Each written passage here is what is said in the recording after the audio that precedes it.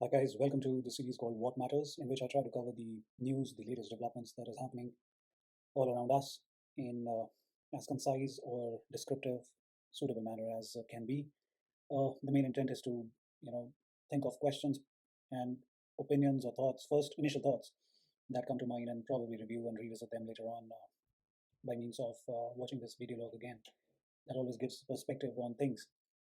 Uh, First things first, three big iconic figures who have passed away, who have died this week, are Charlie Munger, Henry Kissinger, and demise of Sandra Day O'Connor, the first woman on the U.S. Supreme Court. She's died at the age of 93.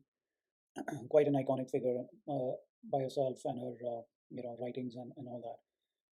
With that, I think the void, as is obviously said and talked about mostly, is that the void in their respective domains that these figures have left is quite considerable, and it's not getting filled, not just anytime soon, but it's definitely very, very unique figures, personalities, and I mean, there might be some controversy or the other with attained or attached to one person or the other, but in terms of specifically the body of work, in terms of the writings I'm talking about, it's quite commendable. Uh, Moving on, I mean, there's quite a lot. I mean, we've seen what's going on. I mean, even in the whole world right now, with latest on the resumption of the conflict because of the expiry of the troops between Israel and the Hamas fighters. So that's going on again. I'm not sure how it would impact the markets. I think the market was slightly in the green today, but not really gung ho, despite the fact that Fed tried to push back the hysteria or positivity that people trying to bet on the rate cuts. So we've seen that Jerome Powell tried to push back, saying that there could be these speculations are premature and there is a possibility of rate hike. Uh, Anybody's guess, that is.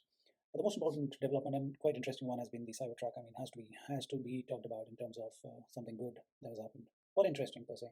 I was watching this 50-minute video that was there on X, and the whole showbang around uh, the launch.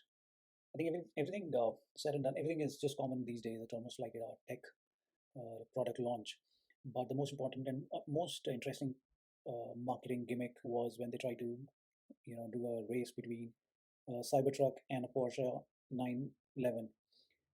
You got to watch it. I'm not going to be spoiling it for anyone here, but that's the most important. That's the most interesting, catchy marketing gimmick I've seen in recent times, and well, impressive as well. Not too sure about the truck. I mean, anybody would have their say in this matter, but well, trucks are trucks, I guess. Quite impressive in terms of the towing capacity and other specs that they have shared.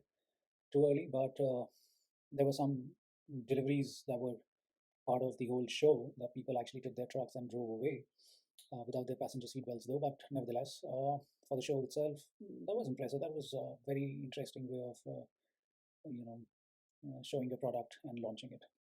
Kudos to the team. Kudos to the team for bringing some enthusiasm in it. Better than some of the other product releases this year from Apple and Facebook, I would say, and the VR headsets. I mean, they were a little bland for the amount of money they can source and they can fund. Could be a little more creative. This guy's just so unpredictable. I think that just keeps everybody on the tenterhooks, and because of which the events are either not either. Actually, the events turn out to be quite interesting overall. Talking about that, I think this segue would demand discussing the New York Times DealBook Summit interview of Elon Musk and Kamala Harris and NVIDIA CEO Juan Seng. I forgot his name. I again forget his name every time.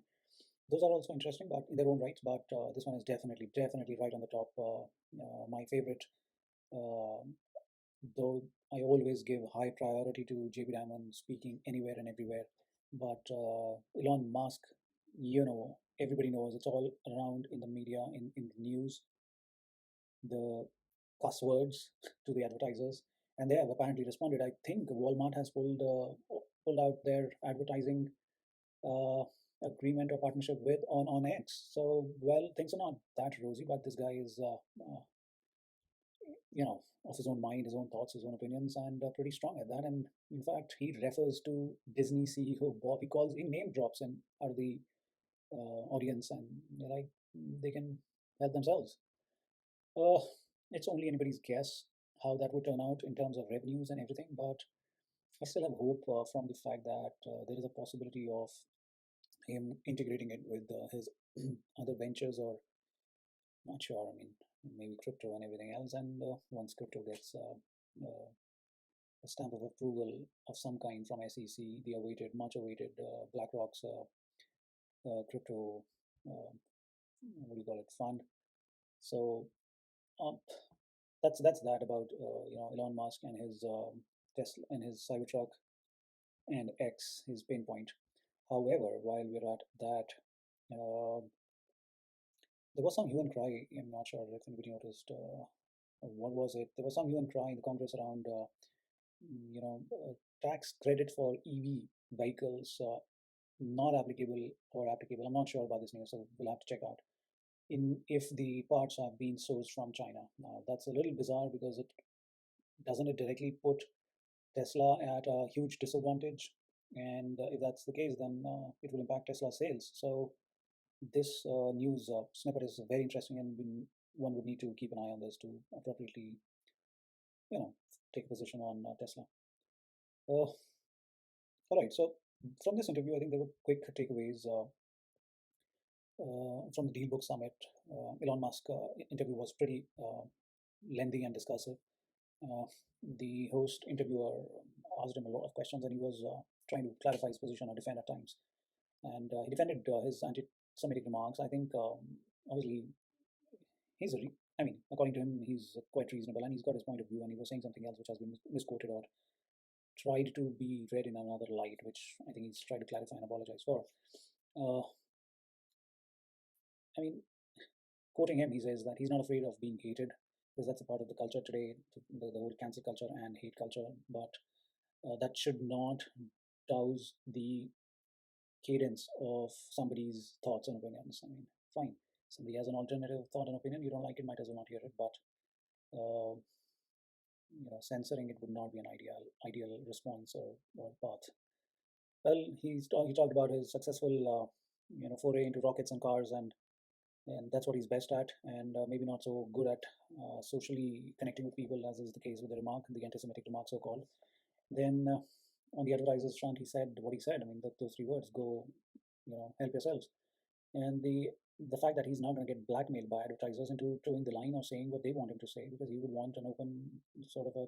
The whole idea of him, buying out X was to have a town square, which interestingly he compared it to Times Square, and he said that, do you really? And his question is worth thinking over. Do you really bother if anybody shouts anything at Times Square, or you're like, all right, that guy is idiot, I don't like it, so you just move on. And that should happen on a town square, something like an X or another social media platform. And if you don't really like it, you should apply your brains rather than getting charged up and blindly following anybody for that matter. I mean, if at all you want to outsmart somebody, even if somebody's taken a position which is against Elon Musk, the best way to outsmart him would be to be smart yourselves. Well, that would definitely not happen if you are just your only response is to shut the other person up. Well, that's a loser's reaction, not even a response, by the way. So that's that. And I agree with this whole comparison, this metaphorical comparison with Times Square versus Town Square. Makes sense to me. Well, people say crazy things, so you just move on anyway. Wild Storm, he mentioned that his mind is like a wild storm, and he sometimes does not, know how to contain it and process information because he's got no shortage of ideas apparently, and in his own words, it's execution which can at times be a problem. The interviewer tried to probe him as to why would that be the case, but he did not have any proper answer to it. He just kind of shrugged off, saying that is this a therapy with a psychiatrist session? Not the platform for that sort of probing a question, I would say. I don't know. I found it a little pushing from the interviewer to be taking such liberties. Maybe, I don't know, he's friends with the guy, so he did. But that's that. And he talked about a lot of extraterrestrial or multi-planetary and multi-stellar life because of the limited options otherwise humanity would have on this planet, running the risk anytime of being struck by an asteroid, and that's that. So he really wants to put money to the right causes, and he kind of talked about being open to sharing technology, and the fact that he really does not keep patents closeted, and he keeps it out in the open. For example, the supercharger setup that he has, he's shared it with the other car um, makers as well. So was the case, and that brought quite an interesting discussion over OpenAI. So he invested and co-founded OpenAI, trying to make it an open source platform, and he himself kind of questioned it as to how it is today that it has become a profit maximizing and closed door, not an open source, closed source platform. Uh, Obviously, there are certain problems that are going on in OpenAI, and he kind of uh, made a conjecture towards the possibility of something that they would have discovered, because of which, and which was big, because of which the whole episode happened with Sam Altman, and then the team and the firing and the rehiring and all that, reinstating. Uh,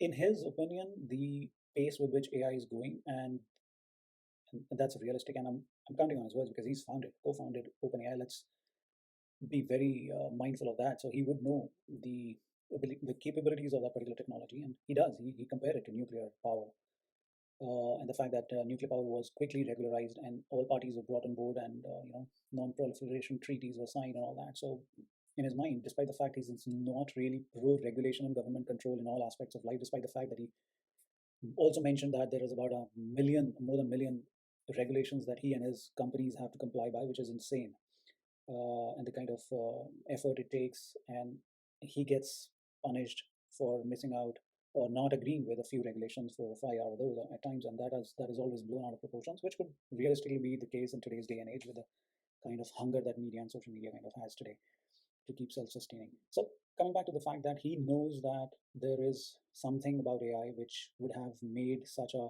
human cry to happen in OpenAI, uh, and it's anybody's guess what's going on over there, because they've, since the fact that they've kept everything closed door now and it's a profit maximizing company, no more a foundation. That Only time will tell what's going on. But he does highlight the fact that he reached out to the government authorities, and was part of that discussion, the initial inaugural discussion, as well with Chuck Schumer and other politicians regarding AI regulation, because of the dangers it could pose to the society in coming age. And the timeline that he poses is the most interesting and worrying for us as common people. It's 3 years to 5 years, is what he's saying. Well, that's something that kind of throws my mind into a tizzy as to how to prepare oneself to the possibilities of this technology, of which I know nothing. And there must be a lot of us who know nothing about this and the possibilities. In fact, I would say most of us don't know anything about it and its possibilities. Only the people who are really dealing with it would know the the level to which it could go. I don't think it's being exaggerated out of proportions by these top players. So, because that's generally the case, what happens in social media when you see these articles and reports, but looks like something serious is brewing. To which he does mention the fact that his relationship with Larry Page only ruined because he kind of disagreed with him on, as Larry Page, according to him, did not believe in containing AI or AI safety, and that's when he wanted to create a counterweight to Google, so that there is a counterforce which can develop parallelly and have AI, or provide AI growth, and in a more safe and integral manner. But that's the part I'm not going to blindly believe, because he's also a technocrat after all. He does like to do things his way.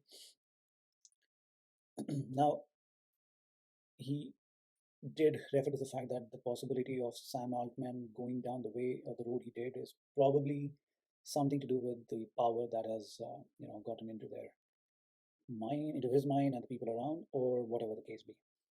Uh, well, with the Democrats, and on the question of Democrats versus Republicans, he said he tried to hold his position, saying that he's with neither right now. He did he did I think make some presence felt with one of those events with Vivek Ramaswamy, but that he defended that it does not mean that I am a kind of pro Republicans or otherwise. Now, he did highlight the problems on both sides of the aisle, and with Biden's certain policies and the fact that Biden kind of snubbed him by not regarding, not even mentioning Tesla when he was talking about electric vehicles and car makers.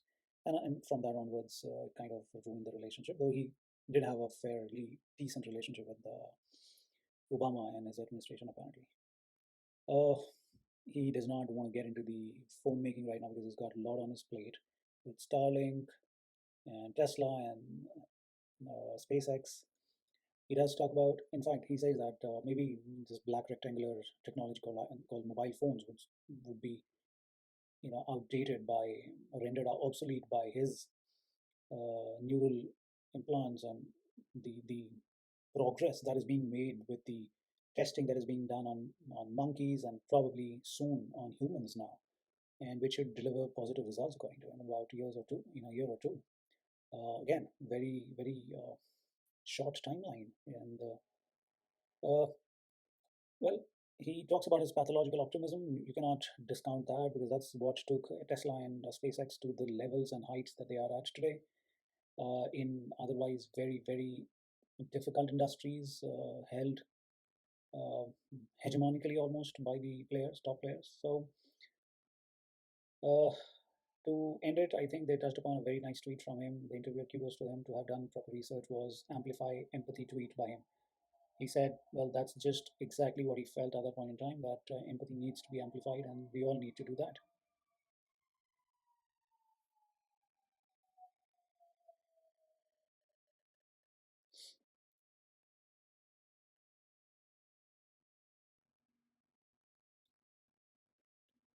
Well, we all need to amplify our empathies towards each other and make this world a better place by being less divisive and being respectful towards others' opinions and thoughts.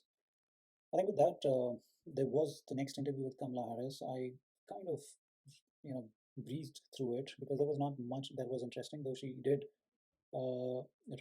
give some insights about her administration, about Biden and the achievements they have managed to secure despite the divisiveness in the Congress and in the country, anyways. They have brought about IRA, Inflation Reduction Act, Chips and Science Act, and she defended off. I think she fended off the criticism on Biden's health fairly well, in the sense that the amount of work that the guy has gotten done. I mean, you got to cut some slack. He's been on the road. He's met with the leaders of a lot of nations, rebuilt the partnerships which were shaken a bit and all that. So just to look at it objectively, I think it's a fair response to those criticism and questions being pointedly asked to the vice president, in that sense, because the context that she gave was very important, that the economy that they inherited post COVID was not an easy one. So for that, whatever was required, it took time to build upon. And slowly but steadily, they've been able to bring about some initiatives which have brought the inflation back down and and contain in a manner which, though she acknowledges, and I like that part, that she acknowledged that maybe at the ground level right now it's not that visible to a common person because the prices might still be high, but at the macro level things are improving. And case in point, I mean, obviously the proof is there that Jerome Powell kind of defended the fact that there's no rate cuts happening. They might hold on to the rates right now to contain the inflation further. Uh, and she highlighted the role of that the U.S. has to play on an international level, be it in the conflicts going on in Ukraine, Russia, or now in the Middle East, and and climate change, which COP28 happening in Dubai right now, starting yesterday, is where they. I think they're going to. I saw that they made a pledge of 20, 15, 20, $17 million towards certain initiatives on that front as well, and they're going to participate in COP28. I believe during the last administration they kind of backed out. That's that, and what else? I think we've covered most of it. Yeah, these are the only things I kind of saw happening today, and of course, there's a million other things that happened, but just wanted to kind of make a note of these things going on. And well, the weekend is here, and it's about time to finish a couple of other books that are going in. I was reading one. Nevertheless, the couple of summaries on COP28 and President's Emergency Plan for Adaptation and Resilience, Prepare. I'm going to cover these two together, COP28 and Prepare, because right now this is COP28, which is Conference of Parties, UN, United Nations Climate Change Convention, or Convention of Parties 28, happening in Dubai right now. And it's very key important because of It's the first time that they're going to conclude on something called global stock taking, which basically would highlight what is the progress that has been done against the goals. Goals are always ambitious, but the reality check is required. And I think for the first time, I kind of like that part to having been concluded would really give a jolt to the whole world and the countries participating and the leaders as to where we stand against the goals on a real level. And of course, post that, once the reports are out, the technical papers are out, I think it would depend upon the civil society to take it up and pressurize their local governments to kind of mobilize the resources that are required to contain this whole glaring prospect of climate change that is staring at us all equally. Well, that's that. So prepare this initiative called Prepare, PREPARE, and COP28. So first things first, prepare President's Emergency Plan for Adaptation and Resilience. In November 21 is when President launched it. Biden launched it at COP26 in Glasgow. So, I mean, it is to kind of prepare for or be cognizant of the climate crisis that is existential and the hazards that we all face as a species. And there's a stark and glaring possibility of inching closer to 1.5 degrees centigrade average global temperatures rising above that threshold, which would mean an irreversible change in our climate across the globe. Sea level rise and floods in certain parts, droughts in the other, and so on and so forth. Melting of glaciers.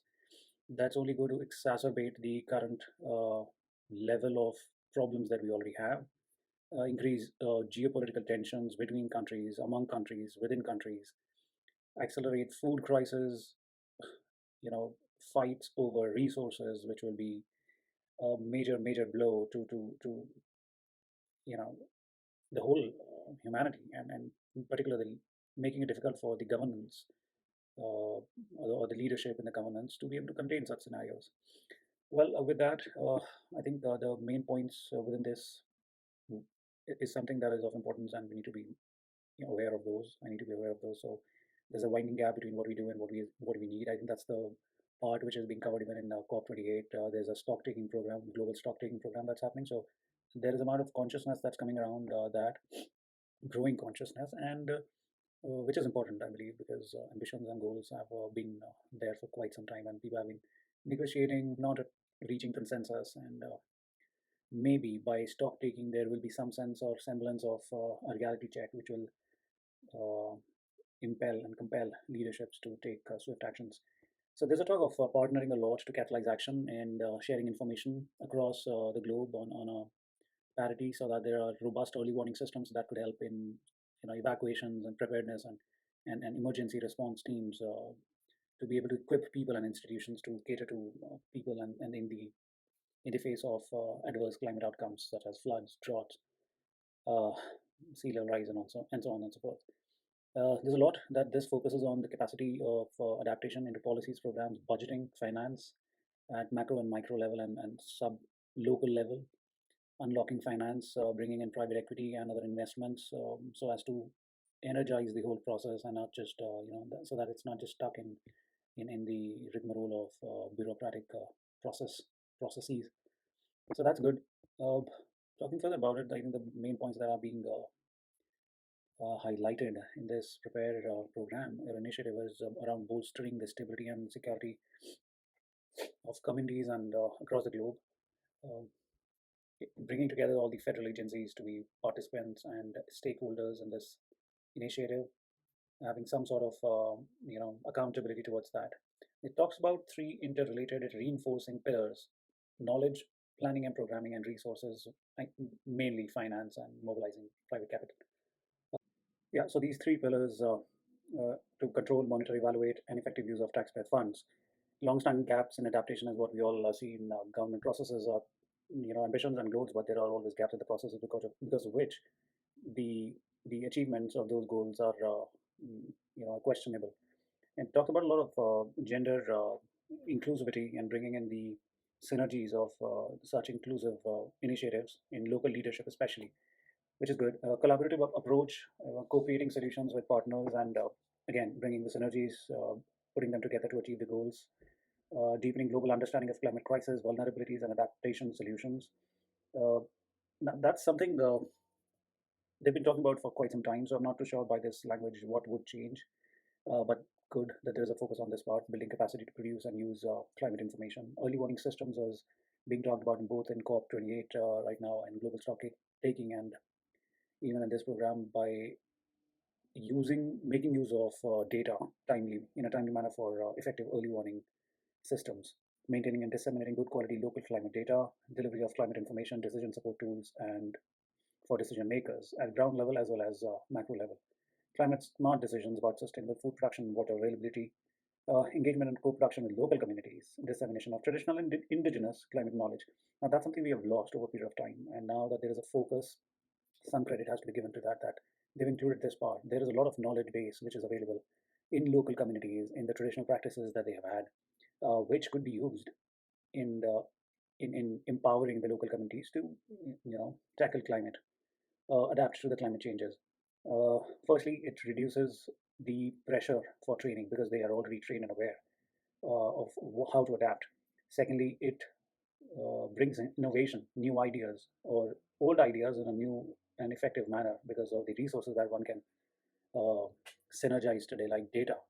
So that's important, and that's why they're talking about integrating climate information with other natural and human-induced hazards to facilitate coordinated planning and response.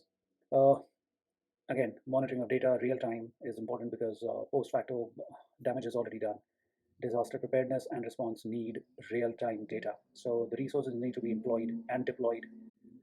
It talks about equipping the decision makers and training them with current and anticipation of future developments that will be required in technology, data, and otherwise, both again at local leadership level and higher levels. Improving the quality, relevance, accessibility, and usability of data products, engaging local administration institutions, evidence-driven dialogue about priorities, not just opinions and divisive ideologies. It would require evidence-driven discussions and engagement to arrive at common observable, goals, timelines, and processes and methodologies to achieve them. Avoiding silo decision making and reduce risks of conflict. Training reliable forecasts. Local universities need to come together as well so as to energize student work, student uh, fraternity to be able to, be leaders of tomorrow because they are going to be the ones really facing the challenges firsthand. Uh, Improve the research and development domains, address key research and information gaps, mainstream adaptation into broader decision making, working with partners, align with country identified priorities and empower ministries, identify critical sectors industry wise, and then employ resources based on the requirement or the need for development into those independent or into those industries and sectors. Uh, Coordination with multilateral development banks. There is a lot of effort that is, in terms of finance, that is catered to by development banks, being Asian Development Bank, Africa Development Bank, World Bank, and other initiatives by such big institutions. IMF needs to be uh, brought in on the same page under the dais and then included in this uh, preparedness for climate change, address the needs of marginalized communities, infrastructure to adapt the impact of climate change, population change in low-lying cities. That is anticipated a huge displacement and migration is expected because of the sea level rise and the anticipated demographic changes in cities or coastal cities particularly is immense.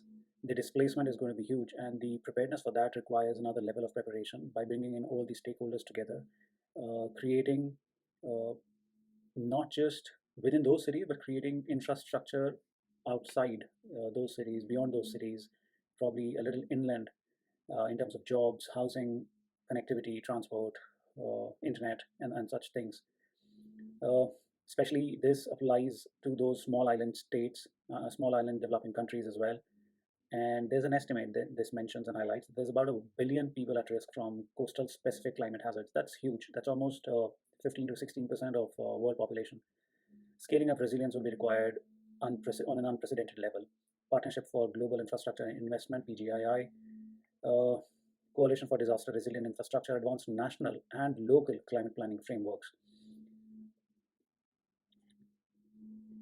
Now, when we talk about local and higher levels, there is also the whole, federal and union structure at question as well, which brings in the regulatory barriers which need to be addressed. Empowering the local governments would be the key, and not getting lost in the whole bureaucracy of the power sharing that happens at federal level. Uh, Especially in countries where the democratic structures are not that strong, bringing consensus and understanding on these concepts will be even more challenging. I mean, first world countries, developed countries are facing challenges of their own, which may be too much awareness at the political level that they all, you know, are fighting about over the over the territory or idea of sharing power from one perspective, whereas the other side is whereby there is not non-existent or minimally existing clarity in terms of power sharing between states and the whole union, or and bringing consensus at that level will be very difficult. So those challenges need to be addressed by bringing awareness and defining frameworks which can be replicated in such democracies and countries and polities, so to say. uh, Life cycle cost analysis and cost benefit analysis. There's a lot of initiatives that are just undertaken by governments in the wake of the elections or power grab populist initiatives. What is needed is cost benefit analysis, as is done in corporate world, whereby if you see there is a real tangible benefit from an initiative, you pursue that, and others you don't. So it becomes a matter of choosing and selecting and deselecting, or choosing carefully the best or optimum use of the resources that is required. High quality, long lasting climate resilient infrastructure, climate mitigation, and avoiding service disruption and damage, including in public health, water, sanitation, and all those things.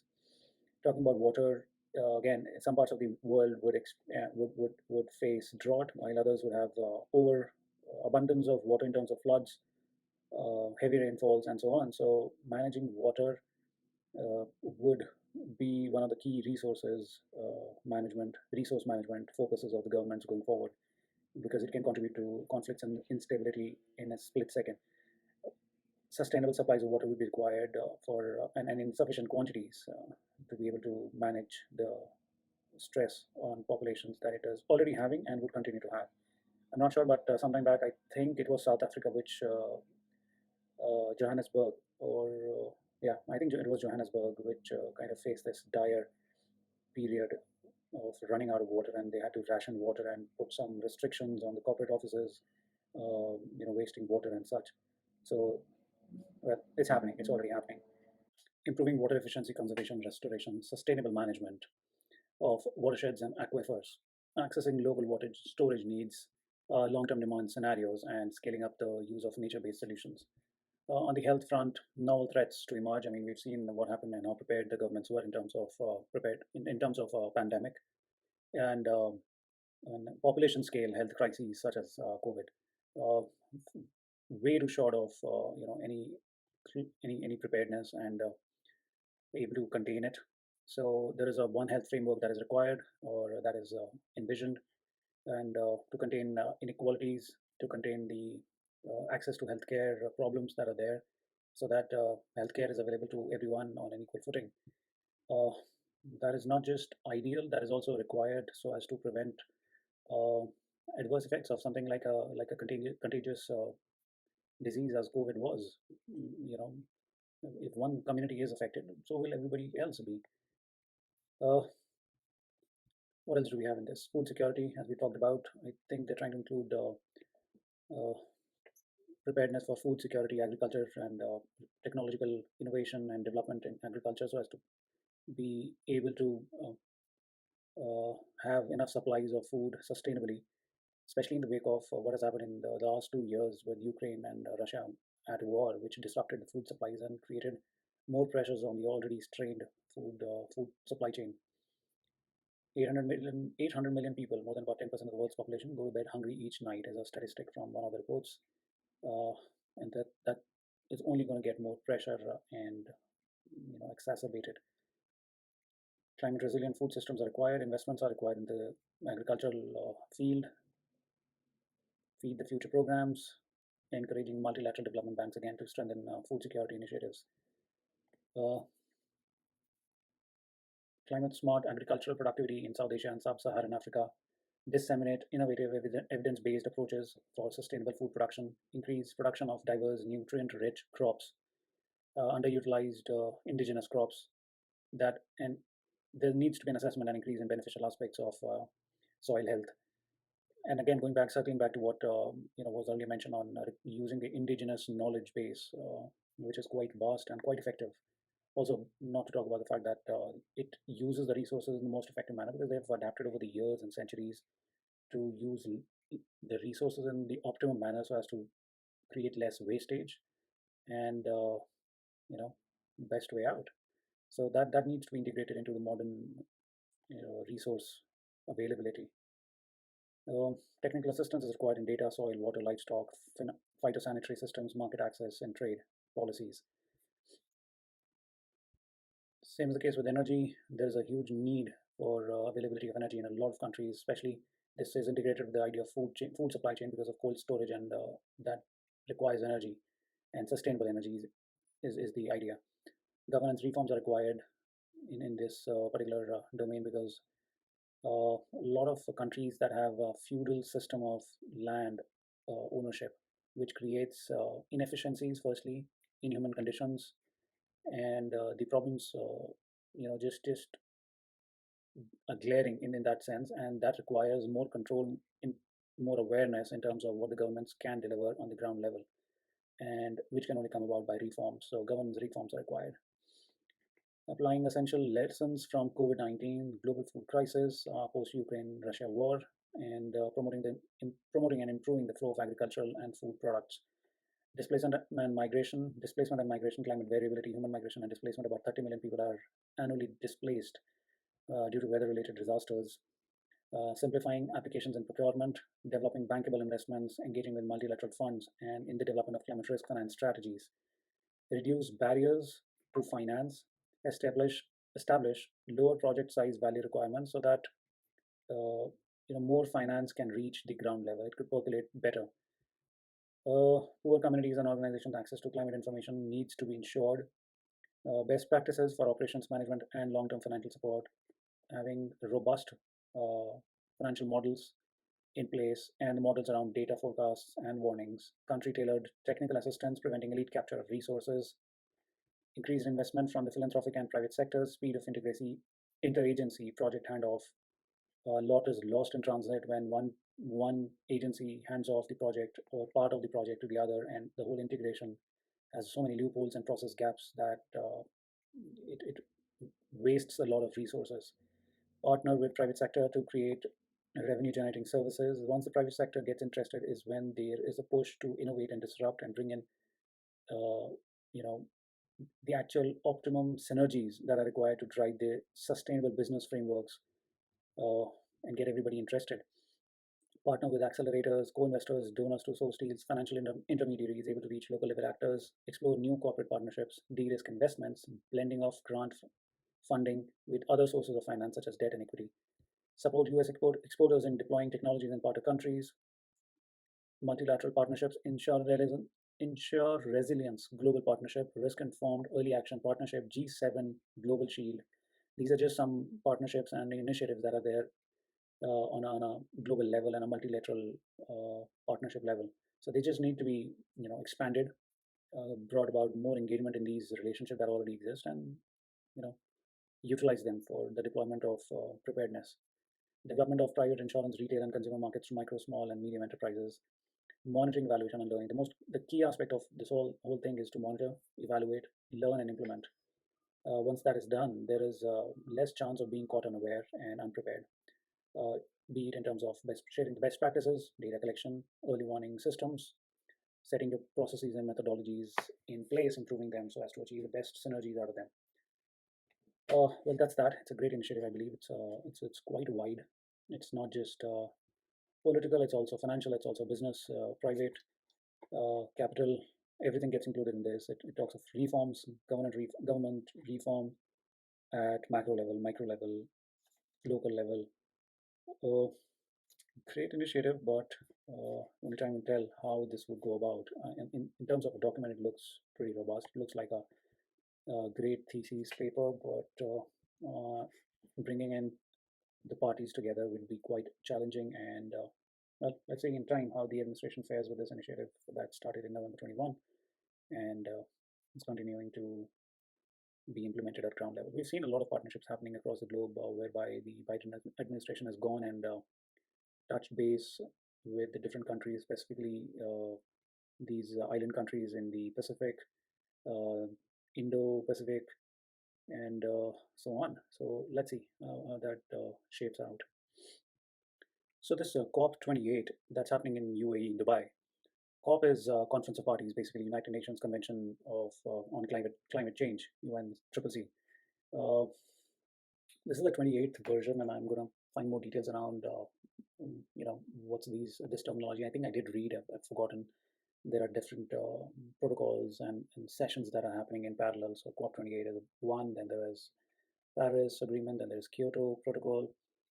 Nevertheless, all this is about bringing in the world leaders, all the countries and their representatives, including the research professionals and scientists and others, to this one place to be able to present their ideas and drive this consensus, which is uh, desperately required to contain the growing challenges on the climate change front. So it's happening in Dubai, Expo City, Dubai, from November 30th to December 12th, 23. Uh, about 70,000 people are expected to turn up as participants, including heads of state, government officials, international industry leaders, private sector representatives, academics, experts, youth, non-state actors, and so on. This year, the presidency is with Dubai, and the unique part about this is that it's going to be delivering the first ever global stocktake, a comprehensive evaluation of progress against climate goals. So we've been talking about goals a lot. We've seen it all, but has there been a concrete movement towards achieving those, or how far are we from those? That's stock taking that's going to happen and concluded, and the reports are going to be presented in this particular session of COP28. Uh, Pragmatic global energy transition, leaving no one behind, is the approach this year. And in the opening remarks by the now president of COP in 28 is Dr. Sultan Al Jaber. Okay, so COP28, his opening remarks, the now president, talks about bearing the responsibility and raising our hands to bear some portion of the weight on our shoulders. Each of us need to contribute. The urgency is highlighted over and over again. And since Paris, we have made some progress apparently, but that progress has to be stock taken off and understood as to where we currently stand. The moment is now to find a new road wide enough for all of us, free of obstacles and detours of the past. Very well said, but how many people will come to the same page and follow this approach to we are on the same road towards a mess waiting us if we don't act now. It's wide enough for us all to be walking down that road.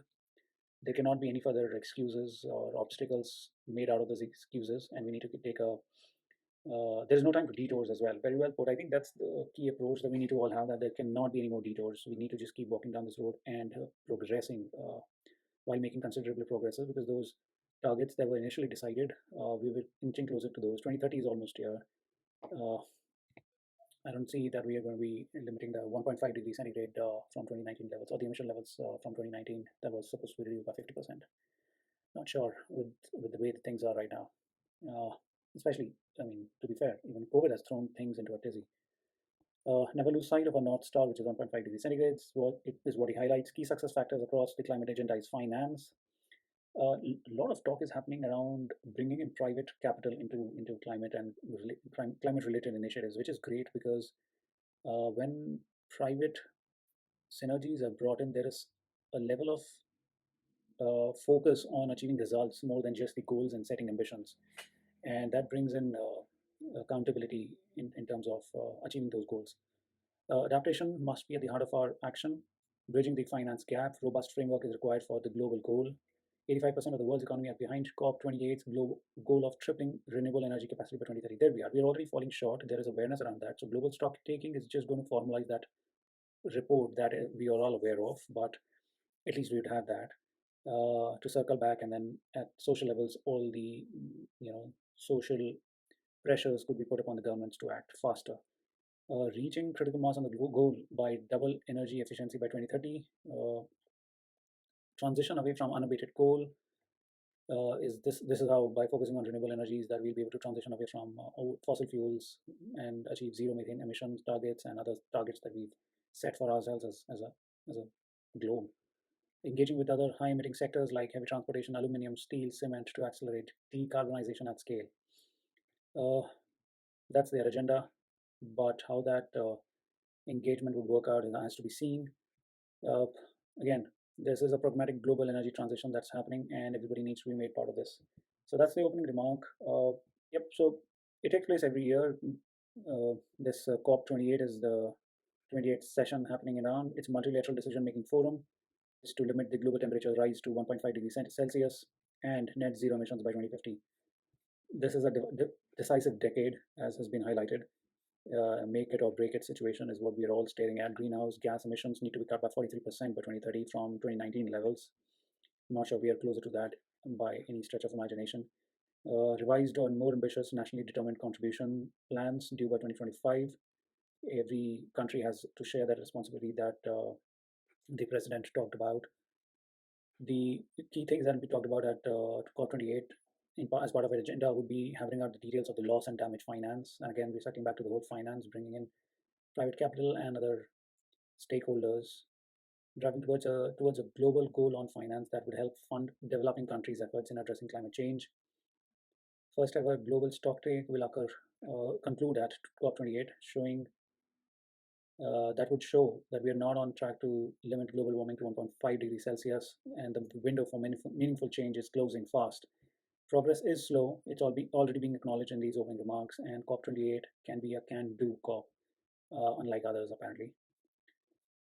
So a lot of meetings are taking place as part of this session. Annual meetings, 3 decision-making bodies of convention, the Paris Agreement and the Kyoto Protocol.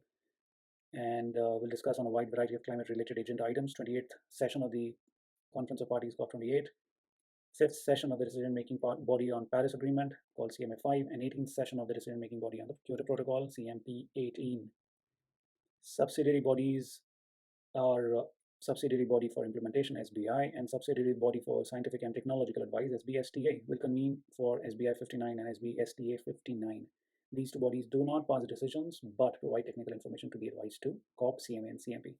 There are 2 zones. Blue zone is official sessions, meetings, and press conferences, and the green zone is for larger civil society, global community, youth representatives, and civil society actors. Dr. Sultan Ahmed Al Jaber handles the Ministry of Industry and Advanced Technology in UAE, and he's the special envoy for climate change. All right, that's that. I mean, that's a short wrap coverage on COP28. I'm going to see if I can get more details and takeaways from this session that's happening until 12th December.